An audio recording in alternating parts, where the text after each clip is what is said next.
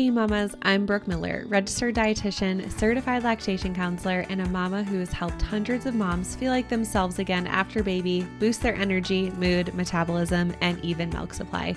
Inside of the Postpartum Shift podcast, you'll learn how to take care of your health so that you can show up best for the ones you care about most. Each week, we'll tackle topics like nutrition, exercise, breastfeeding, mental health, and so much more. Plus, you'll get access to guest experts who will share ways to make your pregnancy and postpartum experience easier. Whether you're approaching the postpartum period or you're right in the thick of it, you're in the right place. Let's dive into today's topic. Hello, and welcome back to the podcast. Today's episode, we're going to be talking all about where your focus should be when you are changing anything with your nutrition or changing anything with your healthy habits. And so first, I want to read a quick review from E. Kingsford. She said, Brooke is amazing. Brooke is the real deal. So knowledgeable, easy to listen to, and full of really valuable info. So excited to listen to all of the episodes. Thank you so much for leaving me a review. And if this podcast has been helpful for you in any way, I would love it so much if you could just leave a quick review. It helps the podcast reach more and more moms who need to hear this information, and just sharing this episode with a mom friend, it really, really means so much. So thank you for those of you who've left a review or those of you who are going to. All right, so I am going to share a quick story of about 13 years ago. This is when I actually changed majors and decided I wanted to become a dietitian. So I had just been diagnosed with celiac disease. For those of you who don't know, celiac disease is an autoimmune disease, and basically whenever I eat gluten, it attacks my immune system and it attacks my gut specifically. So the microvilli in my gut, they don't absorb a lot of vitamins and minerals and nutrients, and so it can make you very malnourished. A big symptom of celiac disease is really painful bloating, diarrhea, steatorrhea, where when you poop, it's like this oily stuff. It's kind of gross. But anyway, those were a lot of the symptoms that I was experiencing. And so when I got diagnosed with celiac disease, it was really difficult right away because first and foremost, nobody at this point knew what gluten was. We were talking 13 years ago. Nobody knew what gluten was unless you were a doctor or a nurse or a dietitian. But other than that, most people had never heard of gluten at this point. And so going out to eat, especially in small town Wisconsin, was really difficult. There were a lot of times where I would go out to eat and there was nothing on the menu I could have besides lettuce and an olive oil dressing. I mean, it was so sad. I just remember going out to eat at Texas Roadhouse one time and I said, I can't have gluten. And they were like, oh, okay. So we've removed all the dairy, and they come out with bread. And I was like, no, I can have dairy. I want dairy. I want cheese. I can't have bread.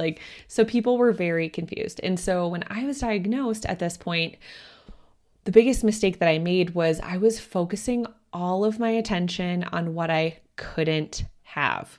So there would be a pizza party, and it was at this point, there were no gluten-free options. And so there would be a pizza party and I couldn't eat it. I would go to events and 99% of the food I couldn't eat. I actually worked at a homeless shelter for 3.5 years, and I was a case manager there during college. And part of my job was I would help volunteers. They would bring in dinner every night, and I would help them set up and, help with dinner and make sure that all of my homeless families were getting fed. And then I would help clean up and organize the volunteers that were coming and staying overnight and essentially managing all of that. And I just remember this one time, this lady came in and she brought lasagna in, and she, the expectation was always that I would eat with all of my homeless families and I would eat with all of the volunteers. And she got really mad at me. This lady, she was older, and she got super rude to me. And she's like, what, my lasagna is not good enough for you? Because I was eating something I had packed. And I said, no, I have celiac disease. I wish I could eat your lasagna, but I have celiac disease. And she's like, what's that? And I had to, sit down and explain to her hey, I'm not being rude, but if I eat your lasagna, I will be very ill. I will be in the bathroom for the next 24 hours. I will be in a lot of pain, and I'm just setting my gut up to get stomach cancer down the line and, cancer in my small intestine. And so, yeah, this is why I can't eat it for the rest of my life. I'm so sorry to break it to you. And I just remember like that conversation kept coming up over and over and over. And so it felt like every day I was surrounded by food I couldn't eat. And this is what it feels like for a lot of people when they go on a diet. And I've been through this as well. I did Whole30. I counted points. I counted calories. Like I did all the things too. I cut out a lot of food groups. I went on sugar detoxes.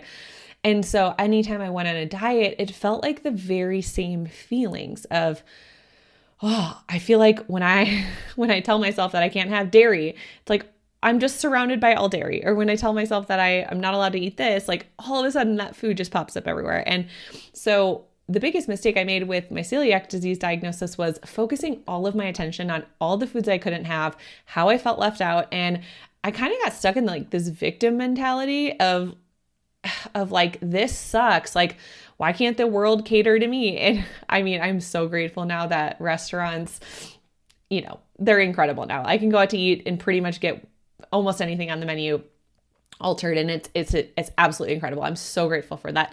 But what I realized through the first few months of being on this diet was, hey, this is a lifelong diet. Like I don't have a choice. There is currently no cure for this disease. This is something I have to live with for the rest of my life.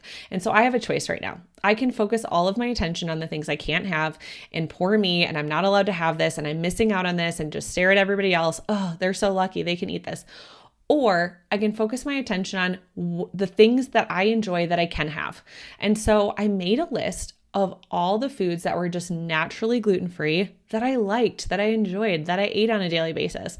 And then I made a list of things that I could get gluten-free. Now at this point, I had to go to special grocery stores. And of course, I was a college student. I was 21. I didn't have a large budget at this point. And so, it wasn't like I could even go buy gluten-free bread every week because I truly couldn't afford it at this point.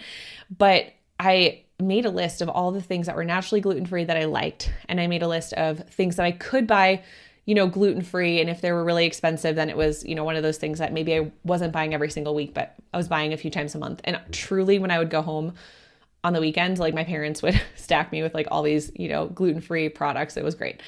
And so when I switched my focus and I focused all my attention to the things I enjoyed and the things I could have and the things that made my body feel good, and I focused my attention on the fact that when I removed this from my diet, I felt incredible. I was no longer running from school, like running from class to the bathroom, scared I was going to poop my pants.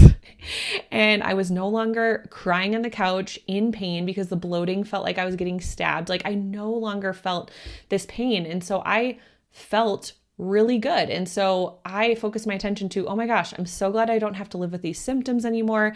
I'm so glad that I got a diagnosis. I'm so grateful that I figured out what was wrong with me. And truthfully, I had this thought pop up several times when I got diagnosed.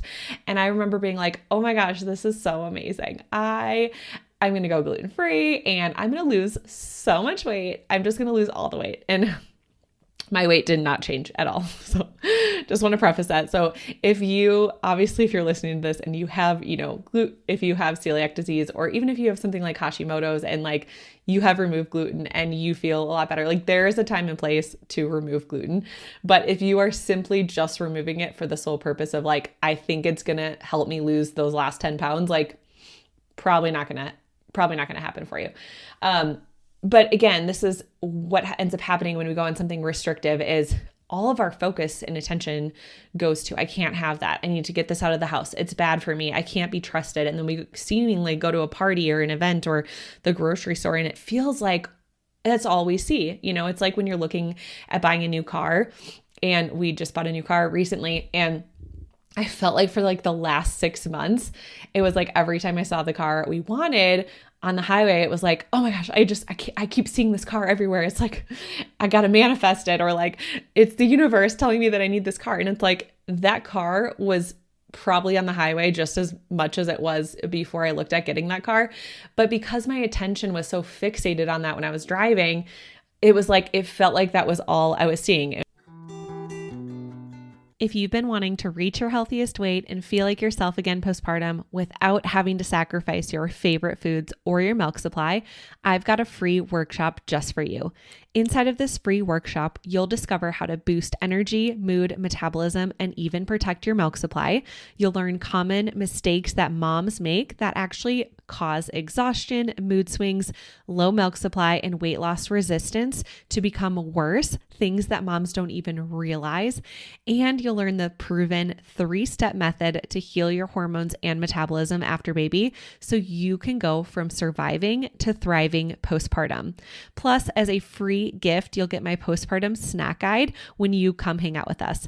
All you have to do is click the link in the show notes to save your seat today. Spots are limited. See you there. So if you've decided to make some sort of lifestyle change, so maybe your decision is I want to eat more vegetables every day, or maybe I want to include more fruit in my diet every day, instead of seeing something being like, oh my gosh, I'm not allowed to have that, there's a difference with focusing your attention on here is what I'm trying to add into my diet. Here's what I'm trying to bring into my life. And so when you focus your attention on, I really want this month to add in more fruits and vegetables to my diet, you're probably actually going to eat less processed foods. But it's not because you had this fixation or focus on, I need to restrict all these processed foods. I need to get them out of the house. I can't be trusted with them.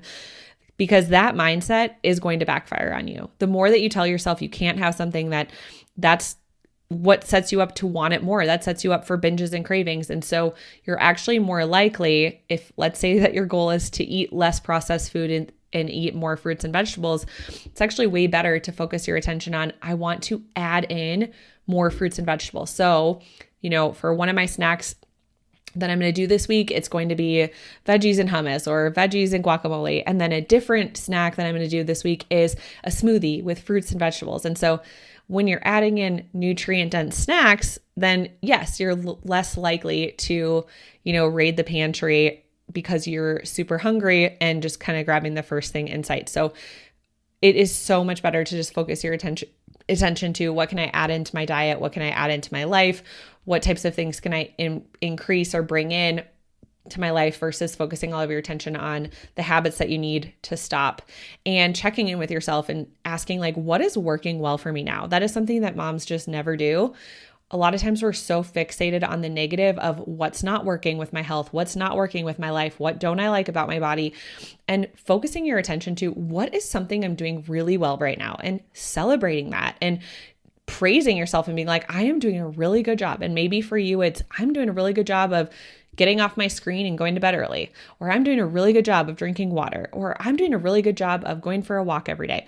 Whatever that may be for you, we're all good at different things. Give yourself a pat on the back and acknowledge that you're doing that well, and then ask, what is something I want to bring into my life? What is something that I want to add in? And how can I celebrate that? So there is a difference between focusing on what you can't have or what you shouldn't do versus things you should stop doing. Okay, so I'm going to repeat that. There is a difference between focusing on what you can't have or shouldn't do versus acknowledging and having realizations with things you should stop doing. So there are a lot of common mistakes that moms are making with their health and with their nutrition. And sometimes just realizing what those mistakes are, acknowledging those mistakes and being like, oh, okay, so that's a mistake I'm making. I just need to stop doing that. And I just need to focus my attention on basically doing the opposite. And that alone can start reversing symptoms. And so I'm not a runner, but I'm just going to throw this out there. Let's say that you are a runner and you have really, really heavy, uncomfortable shoes.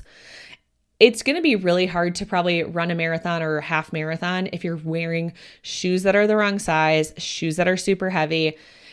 And let's say that you realize that's a mistake. Oh my gosh, these shoes don't fit me well. They're really heavy. I'm going to stop wearing these shoes and I'm going to put on a pair of shoes that fits me, and I'm going to put on a pair of shoes that are light. You're probably going to run a lot better. You're probably going to get better results.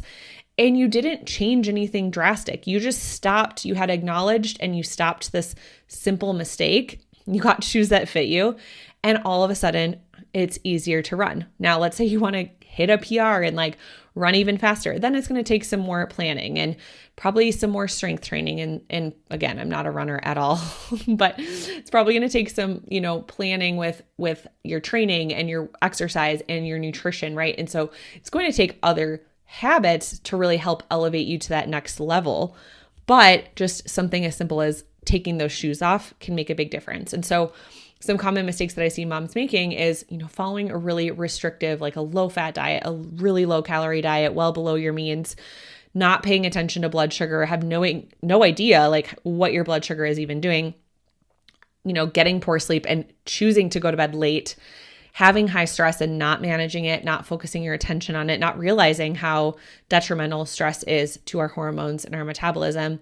Or maybe you're not exercising at all, not even going for a walk, or maybe you're doing the opposite. Maybe you're over exercising and you're not fueling your body. So these are all common mistakes. And so just realizing like, oh, I've been trying to eat a really low fat diet for a long time, just changing that and being like, all right, I am not going to focus my attention on eating a low fat diet. I'm just going to focus my attention on eating foods that make my body feel good and, not avoiding fat and focusing my attention on healthy fats that are delicious. Then that alone will make a drastic difference. So I hope this mindset shift helped you on your journey and really provoked some thoughts kind of going through your head of what are the things that you are focusing on right now? What are the things that are holding your attention when it comes to your body, when it comes to your health, or when it comes to your habits? Are you focusing on the things that you can't have or the body that you don't have? Are you focusing on the things that you don't like? Or are you currently focusing your attention on the things that you want to bring into your body, the things you want to add in to your day, right? And so that is a challenge I have for you, is to ask yourself, where can you make some improvements and what is working well for you now that you can celebrate? So I am cheering for you. I will see you guys in the next episode. Have a great day. Thank you so much for hanging out with me and listening to the Postpartum Shift podcast. If you enjoyed this episode, it would mean the world to me if you could share this episode with a mom friend and leave a written review.